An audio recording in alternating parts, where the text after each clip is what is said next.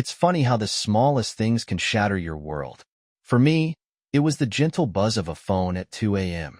I remember lying there, listening to Isabelle's breathing change as she reached for her phone, pretending to be asleep. That was the moment everything started to unravel. We'd been married for 10 years, living in our ivy-covered cottage in the English countryside. The kind of place where everyone knows everyone, where secrets are supposed to be impossible to keep. I should have noticed sooner, I suppose. The signs were there. "James, I've got another appointment with Dr. Bennett today," Isabelle said over breakfast, not meeting my eyes. She was wearing that blue silk blouse I'd bought her for Christmas, her dark hair falling over her shoulders. "Again?" I lowered my newspaper. "That's the third time this month. Everything all right?"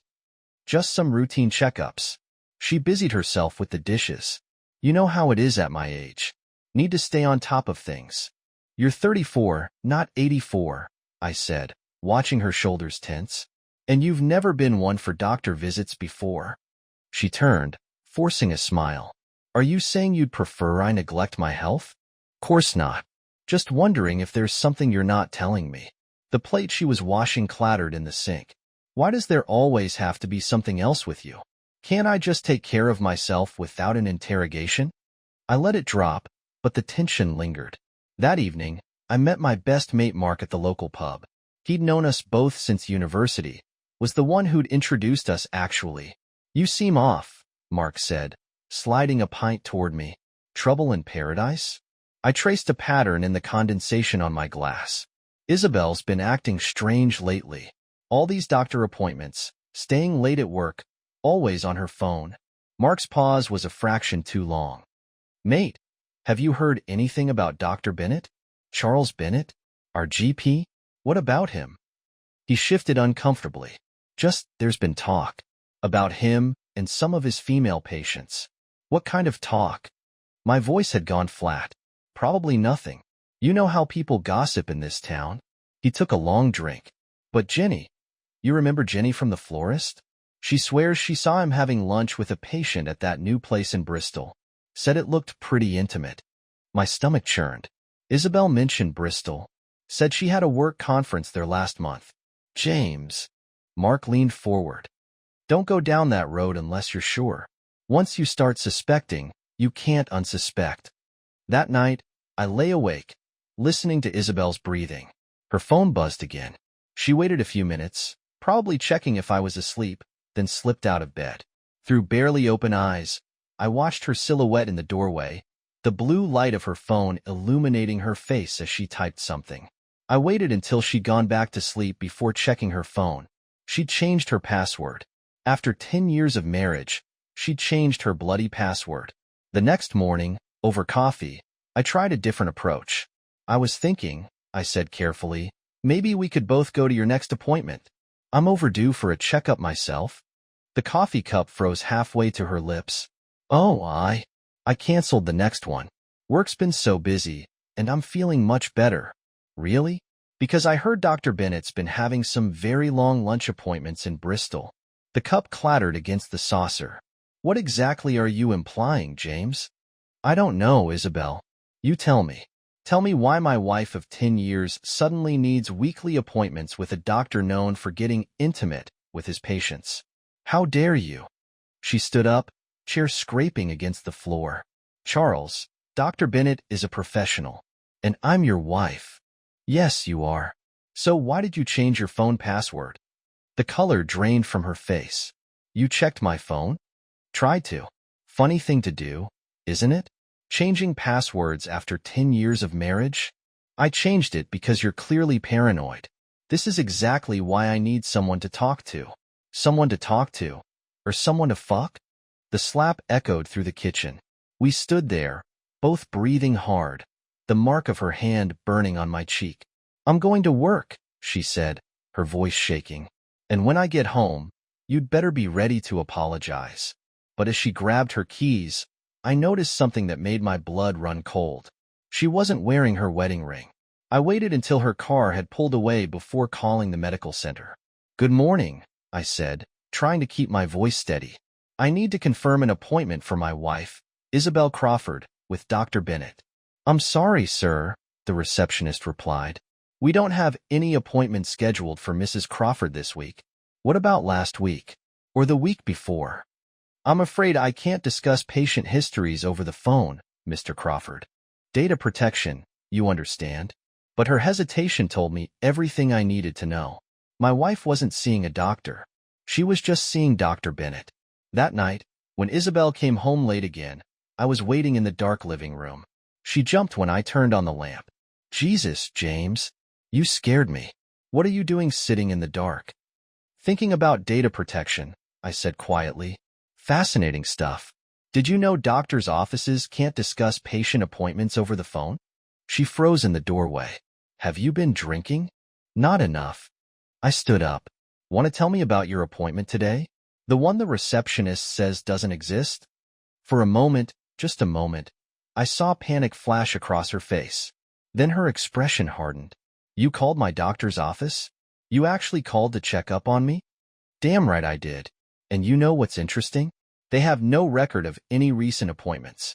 So where have you really been, Isabelle? She threw her bag onto the sofa. This is insane. You're acting insane. I'm not having this conversation. Fine. Let's have a different one. Let's talk about why you're not wearing your wedding ring. Her hand flew to her finger, then dropped. I took it off to clean it. For 2 days. Stop it. Her voice cracked. Just stop it, James. You're seeing things that aren't there. Am I? Then show me your phone. Right now. Show me there's nothing going on. No. She backed away. I won't let you control me like this. I'm going to bed. Isabelle. My voice was barely a whisper. If you walk away right now, if you don't show me that phone, we're done. Do you understand? This marriage is over. She stopped at the foot of the stairs, her back to me. For a long moment, neither of us moved. Then, without a word, she walked upstairs. I heard our bedroom door close, then the muffled sound of crying. Or maybe she was laughing. Either way, I stayed in that dark living room until morning, staring at my own wedding ring and wondering how 10 years of marriage could unravel in a matter of weeks. When my phone buzzed at dawn, it was Mark. Mate, you need to get down to the cafe on High Street. Right now. Why? What's going on? His voice was grim. Because your wife is having breakfast with Dr. Bennett. And they don't look like they're discussing medical records. I stood outside the cafe for 10 minutes, watching through the window. They sat in a corner booth, heads close together, speaking in low voices. Dr. Bennett's hand rested on hers, his thumb stroking her wrist. My wife. He was touching my wife. Mark put his hand on my shoulder. Maybe we should. I shrugged him off and pushed through the door. The bell's cheerful tinkle felt like mockery. They didn't notice me at first. Dr. Bennett was leaning in, whispering something that made Isabelle smile, that soft, intimate smile that used to be mine. Then she saw me. The smile vanished. James. She yanked her hand away. What are you? Why aren't you at work? Funny, I said, my voice eerily calm. I was about to ask you the same thing. Hello, Charles. Doing house calls now, are we?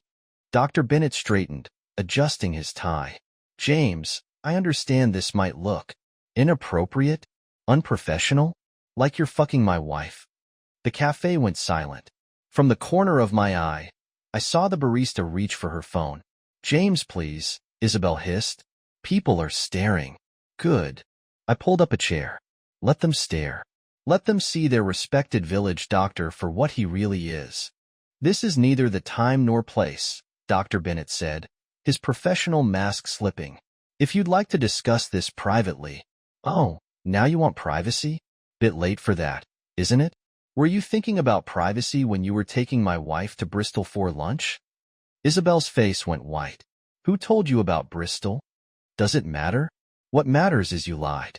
Both of you lied. Tell me, Charles, does your wife know? Or is she still buying the late-night emergency call story? That's enough. He stood up. I won't be threatened. Threatened? I laughed. Trust me, if I was threatening you, you'd know it. James, Isabelle grabbed my arm. Please, let me explain. It's not what you think. Don't. I jerked away from her touch. Don't you dare try to explain. 10 years, Isabelle. 10 fucking years? and you throw it away for him? You don't understand, she said, tears in her eyes. We never meant. It just happened. Things don't just happen. You made choices. Every secret phone call, every fake appointment, every lie, those were choices. Dr. Bennett tried to step between us. Perhaps we should all take some time to calm down. I stood so quickly my chair crashed over. Touch me, and I swear to God, you'll be treating yourself. James. Isabelle's voice cracked. Stop it. This is exactly why I needed someone to talk to. You're so angry, all the time. Charles listens. He understands. Understands? I turned to her, incredulous. He understands so well he had to take you to bed to prove it? The slap echoed through the cafe, just like in our kitchen, but this time, everyone saw. How dare you? She whispered. You have no idea what I've been going through. No, I don't. Because you never talked to me. You talked to him, confided in him, fucked him. Sir, the barista called nervously. I'm going to have to ask you to leave. It's fine, Dr. Bennett said, reaching for his coat. We're all leaving. Running away again? I asked. Good at that, aren't you?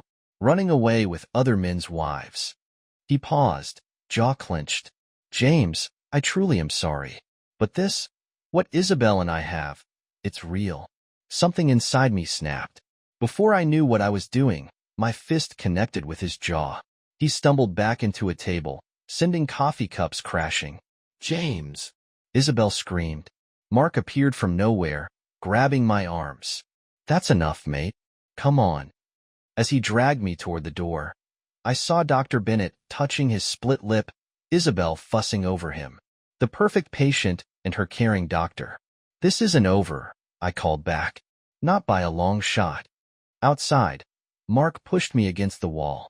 Have you lost your mind? Did you know? I demanded. All those rumors about Bennett. Did you know it was Isabelle? Christ, mate, of course not. I'd have told you. I slid down the wall, the anger draining away, leaving only pain. What am I going to do, Mark? What the fuck am I going to do? First, you're going to breathe. Then we're going to get you home before the police show up. I can't go home. Not there. Not with her things everywhere. Then come to mine. Jenny's away visiting her sister. We'll figure this out. That afternoon, I sat in Mark's living room, nursing both a whiskey and my bruised knuckles, when my phone buzzed. A message from Isabelle. I'm staying at Charles's tonight. We need time to think. I'm sorry, James. I never meant to hurt you. I stared at the message until the words blurred. Then I typed back. Get all your things out of the house by tomorrow night. After that, they go in the garden and burn. Her response came quickly. Don't be like this. We need to talk properly. Nothing left to talk about. You made your choice. Now you can live with it. I turned off my phone and poured another whiskey. Mark watched me from the doorway. You're not really going to burn her things, are you? No. I took a long drink. But I am going to burn their lives down. Both of them. James. He's a doctor, Mark. Sleeping with his patient. Pretty sure that's not in the Hippocratic Oath. Think carefully about what you're doing. I looked at him, my voice cold. I am thinking carefully. For the first time in weeks, I'm thinking very carefully indeed. That night, I couldn't sleep. Every time I closed my eyes, I saw them together. In his office, in Bristol, in our bed. My phone kept buzzing with messages from Isabelle, but I didn't read them. Instead, I opened my laptop and started typing. To the General Medical Council, I wish to file a formal complaint regarding Dr. Charles Bennett. The hardest part wasn't writing the complaint to the Medical Council. It wasn't even gathering the evidence. The dates, the appointments that never existed, the hotel receipts I found in her email when she forgot to log out of our shared computer. No, the hardest part was facing Dr. Bennett's wife, Sarah. I found her tending to her garden, the same way she had every Sunday for the past decade. She looked up as my shadow fell across her roses. James. She stood, brushing dirt from her knees. What brings you here? Is Isabelle? She stopped, seeing my face. Oh, you know. How long have you known? She pulled off her gardening gloves slowly. Let's have some tea. Inside her immaculate kitchen, she moved mechanically, filling the kettle, pulling out cups.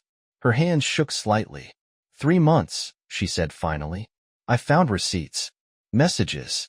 I confronted him, but she laughed bitterly. He said I was imagining things, that I needed help, even suggested I see a therapist. Classic Charles, I muttered, always ready with a referral. He's done this before, she said quietly. 2 other times I know of. But never with someone we knew. Someone I considered a friend. The betrayal in her voice mirrored my own pain. I'm reporting him to the medical council. She set down her cup. They'll investigate. His license could be suspended or revoked. Good. Her voice was steel. Where do I sign? We spent the next hour documenting everything. Dates, patterns, witnesses. When we finished, she looked at me with red-rimmed eyes. What about Isabelle? What about her? Don't you want to try? I mean, couples therapy? There's nothing to try. She's still with him, isn't she? Sarah's silence was answer enough. Later that day, Isabelle came to collect her things. I sat in the garden, listening to her move around upstairs. Finally, she came out, mascara smeared. You're really going through with this? She asked. Reporting him? Already done. James, please. You'll ruin his career. His life. Like you ruined our marriage? I stood up. Tell me something, Isabelle. All those times you came home from his appointments, did you shower before getting into our bed? She recoiled as if I'd hit her. That's disgusting. No, what's disgusting is fucking your doctor while your husband thinks you're getting treatment. It wasn't like that. We fell in love. Love? I laughed harshly. Is that what he told his last 2 patients too? She went pale. What? Oh, didn't he mention them? Ask Sarah about it. She's got quite a collection of stories. You're lying. Like you've been lying? For months? I stepped closer. Tell me, what was his line with you? Let me guess. He understood you in a way I never could? Made you feel special? Seen? Tears streamed down her face. Stop it. No, you need to hear this. He's a predator, Isabelle. He picks vulnerable patients, makes them trust him, depend on him. Shut up, she screamed. You're just jealous. Bitter. Charles loves me.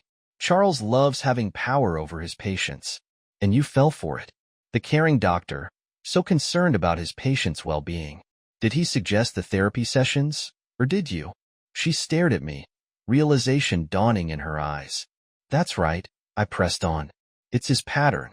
First the counseling, then the personal phone number for emergencies, then the private meetings outside office hours. How many times did he tell you your marriage was toxic? That you needed someone who really understood you? She sank onto a garden chair, shaking. How do you know all this? Because Sarah told me. Everything. About the others, about his techniques, about how he always picks women in troubled marriages. We weren't in a troubled marriage, she whispered. No, we weren't. Until he convinced you we were. The silence stretched between us. Finally, she looked up, her face haunted. What have I done? You tell me. Better yet, tell it to the medical council. Sarah's already given her statement. I can't, she said. He'll hate me. He already hates you. You're just too useful right now. Give it time. Soon he'll find another patient who needs his special brand of care. My phone buzzed. A text from Mark. Medical council received the complaint. They're launching a formal investigation. I showed Isabelle the message. Clock's ticking. Soon everyone will know what kind of doctor Charles really is. Question is, do you want to be remembered as one of his victims or his accomplice? She stood up shakily. I need to think. Take your time, but not too much. Sarah's statement mentions you by name. Once this goes public, the whole town will know. They already know. Small towns, remember? No secrets. She walked to her car, then turned back. James? I'm sorry. I know it doesn't help, but I'm so sorry. You're right, I said. It doesn't help. After she left, I called Sarah. It's done, I said. She knows about the others. How did she take it? Like they all do, I imagine. Denial, then shock, then reality, Sarah finished. The medical council called. They want to interview me tomorrow. You ready? I've been ready for years. She paused. James? Thank you for making me brave enough to finally speak up. I looked at the garden Isabelle and I had planted together, at the life we'd built. It's not about bravery. It's about justice. My phone buzzed again. Dr. Bennett this time. We need to talk. Please. I can explain everything. I typed back. Talk to the medical council. I'm sure they'll love to hear your explanations. Then I blocked his number, went inside, and poured myself a drink. Tomorrow would bring more drama, more pain, more revelations. But tonight, for the first time since this nightmare began, I felt something close to peace. The predator was about to become the prey. The medical council investigation moved faster than anyone expected. Within days, 3 more women came forward. Then 5. Then 8. Each story following the same pattern. Vulnerable patients, professional boundaries crossed, trust betrayed. The local paper caught wind of it, and suddenly our private drama became very public. I was at the grocery store when I overheard the first whispers. That's him, Isabelle Crawford's husband. Poor man, having it all so public. Did you hear about Dr. Bennett? All those women. Mark found me in the wine aisle, staring at a bottle of Isabelle's favorite red. Put that down, he said quietly. You don't need it. Did you see the paper? Yeah. Front page. Respected village doctor faces multiple misconduct allegations, I quoted. They interviewed his first victim, 2018. He's been doing this for years, Mark. James, you know what kills me? She was grieving her mother. Came to him for grief counseling. And I slammed the bottle back on the shelf. He saw her pain and thought, perfect. Have you heard from Isabelle? She's giving evidence tomorrow. Sarah's driving her to London. Sarah Bennett? They're working together now? I laughed hollowly. Turns out being manipulated by the same man creates quite a bond. Just then, my phone rang. Unknown number. Mr. Crawford? A woman's voice. This is Andrea Mills from the Daily Mail. We'd love to get your comment on. I hung up. Third reporter this week. They're calling the house too, I said. Can't even get peace in my own home. Stay with me again. Jenny won't mind. No, I'm done hiding. As if on cue, Dr. Bennett himself walked into the store. He stopped dead when he saw me, his face gaunt, unshaven. The proud village doctor, reduced to this. James. His voice cracked. Please. 5 minutes. Mark stepped forward, but I held him back. 5 minutes. We walked to the parking lot in silence. In the gray morning light, he looked old. Broken. The medical council, he said. They're suspending my license pending investigation. Good. Everything I worked for, my whole life, like my marriage? He flinched. I loved her. I still love. No. My voice was ice. You loved her vulnerability, her trust, just like all the others. That's not true. Isabelle was different. Was she? Or was she just the latest? Tell me, what was your plan? String her along until someone new caught your eye? Someone more broken, more needy? You don't understand. I understand perfectly. Sarah told me everything. How you choose them, how you isolate them, make them dependent on you. It's not love, Charles. It's predation. He grabbed my arm. Please, help me stop this. If you withdraw your complaint. I yanked away. Take your hands off me. Now. My career will be ruined. Should have thought of that before you started fucking your patients. His face contorted. She came to me. She was unhappy, lonely, because you convinced her she was. Just like the others. How many, Charles? How many women have you helped? I helped them. I made them feel special, understood. Save it for the medical council. I turned to leave. I'll kill myself, he said suddenly. Is that what you want? My death on your conscience? I stopped, turned slowly. Emotional manipulation. Your favorite trick. But I'm not one of your vulnerable patients, Charles. Try it on someone else. Later that night, Isabelle called. He came to see you? News travels fast. Sarah says. She says he tried the suicide threat with her too. When she first found out about the others. And nothing. It's what he does. Makes people feel responsible for his actions. She paused. Like he did with me. Made me feel responsible for our marriage problems. Problems that didn't even exist until he pointed them out. Why are you telling me this? Because. Her voice broke. Because I gave my statement to the medical council today. Everything. About how he approached me. How he groomed me. That's what they called it. Grooming. I closed my eyes, pain and vindication warring in my chest. James? The investigators, they asked about other patients. Current ones. There's a woman, Claire. She started seeing him 3 weeks ago. For anxiety. My hand tightened on the phone. And? Sarah's trying to reach her. Warn her. But I thought, maybe if she heard from someone who's been through it. That's not my problem. No, she said softly. But it's who you are. You help people. It's one of the things I loved about you. Before he made me forget what love actually looks like. After she hung up, I sat in our dark kitchen, thinking about Claire. Some stranger, walking into his office, not knowing she was next in line. Another potential victim. I picked up my phone and dialed Sarah's number. That woman, I said. Claire, give me her number. James, just do it. Someone needs to stop him. For good. The medical council isn't enough. You know that. We need to make sure there are no more victims. No more ruined lives. She was quiet for a moment. I'll text you her details. And James? Thank you. Don't thank me yet. This isn't over. I looked at our wedding photo still hanging on the wall. Time to take it down, I thought. Time to end this. Not just for me, or Isabelle, or Sarah. For Claire. And all the others who didn't know they needed saving yet.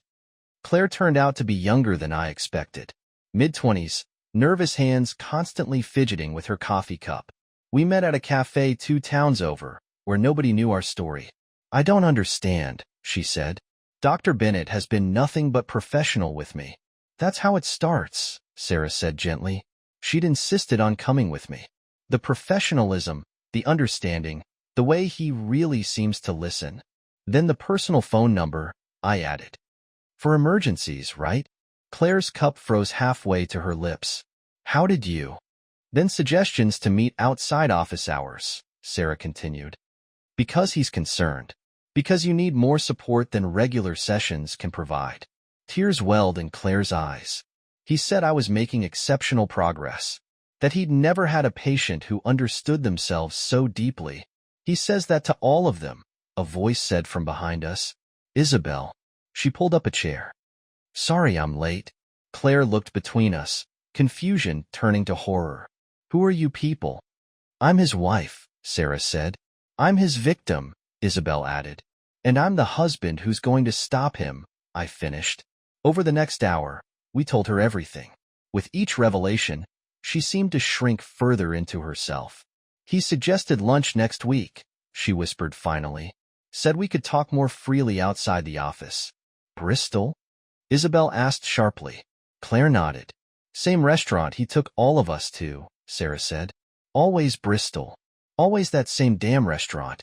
I feel so stupid. Claire buried her face in her hands. You're not stupid, Isabelle reached for her hand. You're being manipulated by someone who's had years of practice. My phone buzzed. A message from Mark. Emergency. Bennett's at your house. He's drunk. I have to go. I stood up. Sarah. Isabelle. We'll take care of Claire, Sarah assured me. I found Charles Bennett pounding on my front door. Ty Askew.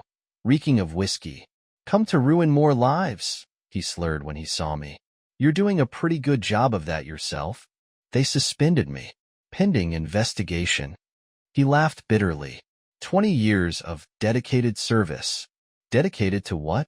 Grooming vulnerable women? He lunged at me, but his drunken swing was easy to dodge. He stumbled, catching himself against the wall. You think you're so righteous, he spat. But you don't understand. I helped them. They needed me. Like Claire needs you? He froze. What? Claire. Your newest project. Pretty young thing with anxiety issues. Perfect target, right? You stay away from my patients. Patients? I stepped closer. Or potential conquests? You've no right. I have every right. You destroyed my marriage. Used your position to manipulate my wife. How many others, Charles? How many lives have you ruined while hiding behind that medical degree? I loved them, he whispered. All of them. They understood me. No, they were afraid of you, dependent on you. That's not love, that's abuse. He sagged against the wall, suddenly looking old. Sarah's leaving me. Good for her. Everything I've built, my practice, my reputation, should have thought of that before you started preying on your patients. His face darkened. You did this. You and your vindictive. No, a new voice cut in. You did this. Isabelle stood at the garden gate, Claire and Sarah behind her. What is this?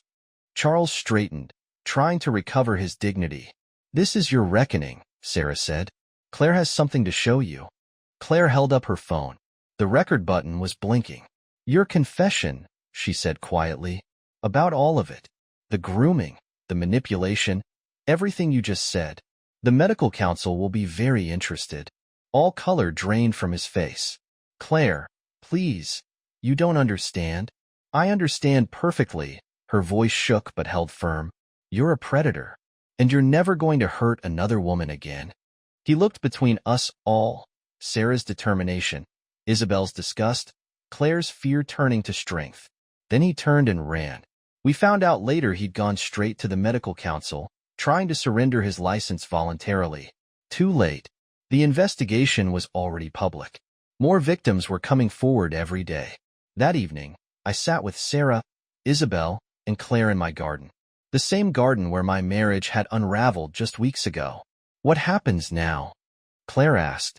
Now, Sarah said, we heal, and we make sure he can never practice medicine again. Isabelle touched my hand hesitantly. James, I know I can never undo what I did. Don't, I pulled away. Just don't. Right. She stood up. I should go. Claire, do you need a ride? After they left, Sarah stayed, staring at her wedding ring. Funny, she said. All these years, I thought I was crazy, seeing things that weren't there. He was so good at making me doubt myself. That's what abusers do. Ex-abusers, she corrected. He can't hurt anyone else now. I looked at the setting sun, thinking of all the women who'd come forward, all the lives he'd touched with his poison. No, I agreed. He can't. My phone buzzed one last time. A message from Mark. Just heard. Bennett's leaving town. It's over, mate. But it wasn't over. Not for his victims. Not for Sarah. Not for Isabelle. And not for me. Some betrayals leave scars that never fully heal. The best we can do is make sure they don't happen to anyone else. 6 months later, I stood in our empty cottage, the last box packed and labeled. The estate agent had found a buyer, a young couple, excited about their first home. They didn't know its history, and I didn't tell them. Mark helped me load the final boxes into the moving van. Sure about this? He asked. London's a big change from village life. That's the point. My phone buzzed, a news alert. Dr. Charles Bennett had been formally struck off the medical register. The investigation had uncovered 15 victims over 12 years. The police were now involved, looking into potential criminal charges. Did you see? Sarah approached, holding up her own phone. She looked different now, stronger, more assured. Amazing what freedom from manipulation could do. Just got the alert, I said. How are you feeling? Validated, terrified, relieved. She smiled weakly. All of the above? The support group she'd started for Bennett's victims was gaining recognition. Claire was its newest member, though thankfully only as someone who'd escaped his manipulation before it went too far. James. A familiar voice. Isabelle. She stood at the garden gate, thinner than I remembered, nervous. 6 months of therapy had helped her understand how Bennett had manipulated her, but some wounds were too deep to heal. I heard you were leaving today, she said. News travels fast. Small village. She attempted a smile. Some things never change. We stood in awkward silence, years of history hanging between us. I signed the divorce papers, she said finally. They're filed. Good. I got a job offer. In Manchester. Teaching position. Fresh start? Something like that. She hesitated. I've been thinking about what you said, about patterns, about trust. Isabelle. No, please. Let me finish. She took a deep breath. You were right. About everything. I was so caught up in feeling special, feeling understood, that I didn't see what he was really doing. To me, to us, to everyone. He was good at what he did. That's no excuse. I had a good life, a good marriage. And I let him convince me it wasn't enough. Mark and Sarah had discreetly moved away, giving us privacy. Do you remember, she continued, our first anniversary? When we couldn't afford dinner out, so we had picnic in the garden? Cheese sandwiches and cheap wine. I smiled despite myself. You said it was perfect. It was perfect. All of it was perfect. Until I let him make me doubt everything. Why are you telling me this?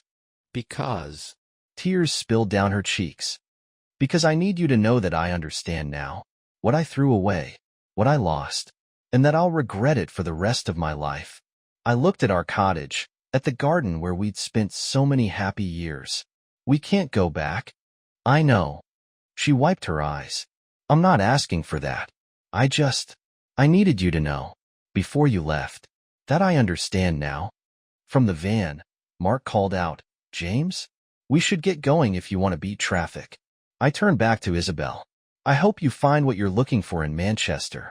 James. She caught my arm. Be happy. Please. Don't let what happened, what I did, stop you from being happy. I gently removed her hand. Goodbye, Isabelle. Sarah approached as Isabelle walked away. That looked intense. Last goodbyes usually are. Any regrets? I thought about the past 6 months, the pain, the anger, the vindication. Just one. What's that? That I didn't see it sooner. Could have saved more women from him. You can't think that way, she said firmly. What matters is that we stopped him. All of us, together. My phone buzzed again. A message from Claire. Support group meeting next week. We're discussing warning signs, red flags. Will you come speak? Sarah read over my shoulder. You should do it. Your perspective.